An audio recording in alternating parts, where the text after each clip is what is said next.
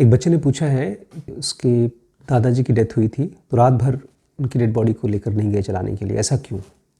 और दूसरी चीज़ कि रात भर कोई ना कोई जगता रहा, उनके साथ रहा, ऐसा क्यों? ज़्यादातर लोग इसको सोच कर नहीं करते हैं, बस बोला जाता है इसलिए कर देते हैं। क्या लगता है क्यों ऐसा किया जाता होगा?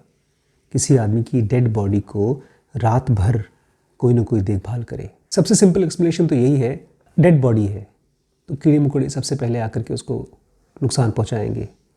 घर के बाहर है तो जानवर नुकसान पहुंचाएंगे, खाने की कोशिश करेंगे। ये तो सबसे बेसिक एक्सप्लेनेशन है। इसके अलावा रात भर में बॉडी सड़ेगी, बदबू करेगी, इसलिए आसपास में अगरबत्ती जला दिया जाता है। इसके बाद एक तीसरी चीज़ है जिसमें कि बहुत मुश्किल होगी लोगों को समझने में। मुझे भी बचपन में बहुत मुश्किल होती है समझने में, क्योंकि आत्मा की बातचीत होती है। बहुत से लोग ये मानते हैं कि जब आदमी मर जाता है तो उसकी आत्मा उसमें से निकल करके आसपास भटकती रहती है। यहाँ पर थोड़ा सा मुझे रोक करके फिर से आपको रिवाइज कराना है कि हमारे शरीर के अंदर में आत्मा वो सबसे ताकतवर चीज़ है जो भटकती नहीं है। आत्मा के नेचर में, जिसको भी आत्म कहते हैं, ईश्वर कहते हैं, सेल्फ कहते हैं, जो हमारे अंदर है, उसको किसी भी तरह का टॉर्चर नहीं होता। वो कंफ्यूज नहीं है कि वो भटक रही है। बहुत से लोग ये कहते हैं कि रात भर उस शरीर के पास इसलिए कोई ना कोई बैठता है ताकि कोई और दुष्ट आत्मा, भटकती हुई भूत प्रेत की आत्मा घुस न जाए उसके अंदर। फिर से ये आत्मा वर्ड से थोड़ा मुझे दिक्कत होती है, क्योंकि आत्मा मतलब सूरज की तरह। सूरज किसी शरीर में घुस सकता है? इम्पॉसिबल है। लेकिन हम सब के अंदर में आत्मन है, एक सेल्फ है जो बहुत ताकतवर होती है। शरीर को आत्मन पहनती है और फिर शरीर छोड़ करके गायब हो जाती है। जब तक शरीर में वो रहती है, शरीर जिंदा रहता है, बदबू नहीं करता है, हल्का रहता है, चल फिर पाता है। पूरी की पूरी ऑटोमेटिक प्रोसेस चलती रहती है।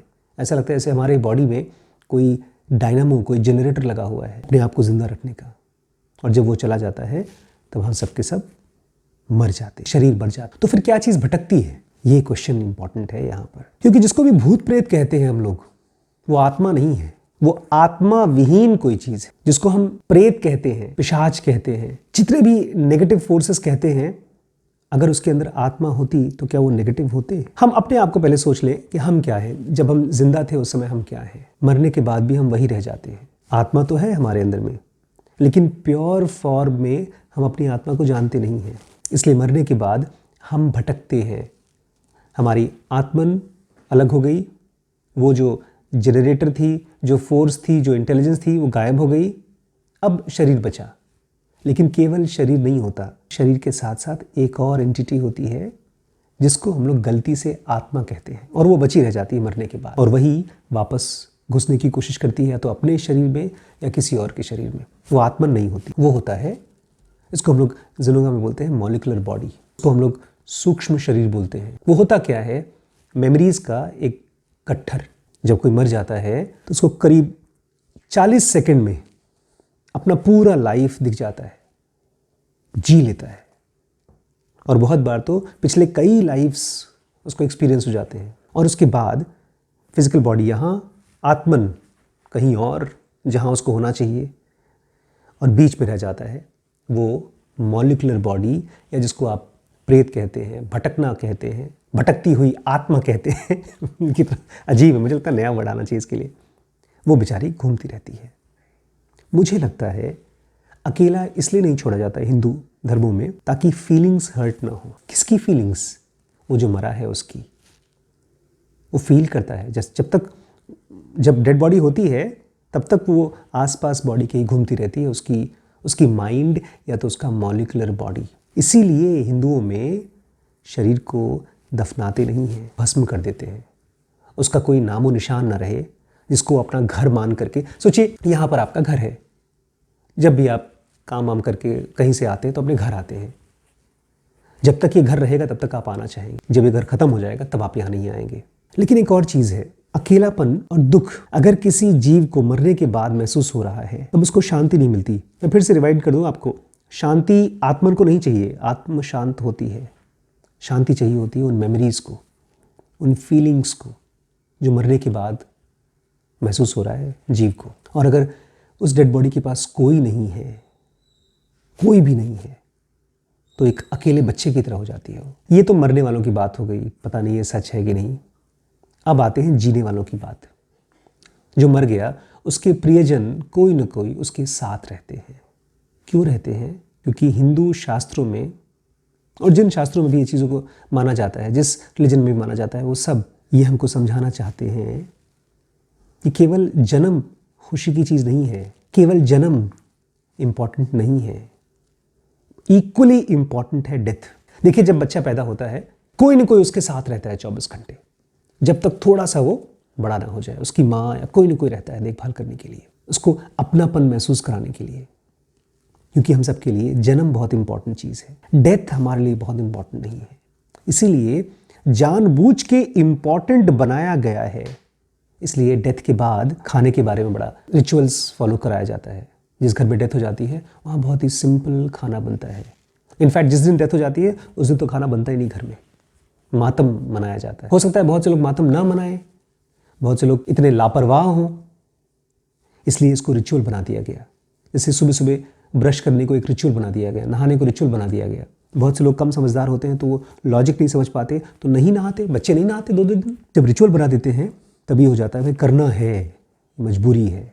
मेरे ख्याल से डेथ को एक गरिमा मिलनी चाहिए, एक रिस्पेक्ट मिलना चाहिए, एक सीरियसनेस मिलना चाहिए। बिकॉज डेथ हम जीते जागते महसूस करते हैं जब हम बड़े हो जाते हैं। तब यूजुअली जब हम किसी की मौत देखते हैं तो उसका इंप्रेशन हमारे दिमाग में रह जाता है। जन्म का तो बहुत ज़्यादा इंप्रेशन होता नहीं, और अगर जन्म का इंप्रेशन होता है तो हम सब भौतिकवादी हो जाते हैं, फिजिकल वर्ल्ड, मटीरियलिस्टिक हो जाते हैं, फिजिकल बॉडी की तरफ झुक रहे हैं। अगर डेथ हमारे लिए इंपॉर्टेंट हो जाएगा तो हमारे लिए स्पिरिचुअल रास्ता खुलेगा।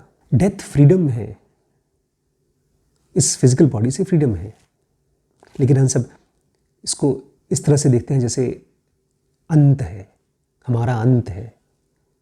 और इसीलिए शायद जो डेथ से दरवाजे खुलते हैं हम उसमें घुस नहीं पाते। शायद इन्हीं सब चीज़ों को सीरियसली किसी को बताने के लिए, लोगों को बताने के लिए रिचुअल्स बनाए गए, और धीमे धीमे रिचुअल्स हो गए। रिचुअल्स बड़े अजीब होते हैं। एक गुरु जी थे, जब भी पूजा पाठ करते थे, ध्यान करते थे, तो उनकी बिल्ली अक्सर उनके पास आ जाया करती थी, बैठ जाया करती थी, उन्हें डिस्टर्ब करती थी। जब भी मेडिटेशन करने बैठते थे वो अपनी बिल्ली को ले जाते थे, कमरे में बंद कर देते थे, कम से कम आधे घंटे शांति से मैं ध्यान कर सकूं। फिर गुरुजी मर गए, उनके शिष्यों ने पूजा पाठ करना शुरू किया, ध्यान बंद करना शुरू किया, लेकिन उनकी बिल्ली को हमेशा बंद करके आते थे। फिर वो शिष्य भी मर गए जो गुरुजी के साथ रहते थे, उनके आगे वाली पीढ़ी, वो बिल्ली भी मर गई। लेकिन अब जब वहाँ पर पूजा पाठ होती है तो एक बिल्ली खरीद के लाई जाती है, उस कमरे में बंद कर दी जाती है, और उसके बाद पूजा पाठ कराया जाता है। ये होता है रिचुअल। रात के बारे में कहा जाता है कि रात को बॉडी जलाई नहीं जानी चाहिए। उसके पीछे भी लॉजिक था। रात मतलब फिजिकल बॉडी जले ना जले उसका मतलब नहीं है। रात का मतलब है अनकॉन्शियसली कोई इस धरती से विदा ना हो, बेहोशी में न जाए। उजाला मतलब आदमी होश में अपने आप को जान ले कि हाँ यार, फिजिकल बॉडी किसी काम की नहीं थी, अब राहत मिली। बट वो सब की सब आत्माएं खत्म हो गई रिचुअल में से। अब खाली चुपचाप हम फॉलो करते हैं और बोलते हैं राम नाम सत्य है, राम नाम सत्य। उसका मतलब भी नहीं जानते, क्या मतलब है, क्यों बोल रहे हैं राम नाम सत्य है, क्यों रात को बॉडी को अकेला नहीं छोड़ना चाहिए, क्यों रात को बॉडी को जलाना नहीं चाहिए। डेथ बहुत खूबसूरत चीज़ है। जिसकी भी डेथ हो रही है वो फिजिकल बॉडी के टॉर्चर से खाली हो गया, कम से कम इस जन्म की टॉर्चर से खाली हो गया। हमको उस आदमी के लिए या उस औरत के लिए थैंकफुल होना चाहिए, पीसफुल होना चाहिए। ठीक है, हम महसूस करेंगे, उसकी कमी को महसूस करेंगे, लेकिन कम से कम वो शांत है। इसलिए शायद उसको RIP कहा जाता था, रेस्ट इन पीस। वो पीस में है। कोर्सेज हैं इस समय, स्पिरिचुअल कोर्सेज में जनों का बेसिक एडवांस कोर्स है, ऑनलाइन कोर्स है, अपने घर बैठे करेंगे, आपकी स्पीड से, आपकी कन्वीनियंस से होता है। बिजनेस में WBX है, जिसमें कि गूगल, अमेजॉन, नेटफ्लिक्स जैसी ढेर सारी कंपनीज का सब जिस्ट निकाल करके हमको आपको सिखाते हैं कैसे कंपनी स्ट्रैटेजी बनाती हैं, कैसे फंडिंग लेती हैं, वगैरह वगैरह। इसके बाद आता है BDM, जिसमें कि मैं आपको सारी डिसीजन मेकिंग के सीक्रेट्स, उसके ट्रिक्स, उसकी प्रिंसिपल्स जो पिछले 100 सालों में खोजा गया है वो बताऊंगा, और इसी में पैसे की साइकोलॉजी भी बताऊंगा, जिसमें आपको पर्सनल फाइनेंस को ठीक करना सिखाया जाएगा। पेरेंटिंग के लिए SPPT है, ब्रह्मचर्य के लिए SPMT है, और रिलेशनशिप के लिए लिमिटलेस है। ध्यान रखिएगा, इस नंबर पे व्हाट्सएप करके सारे कोर्सेज़ के डिस्काउंट पूछ सकते हैं और ज्वाइन कर सकते हैं।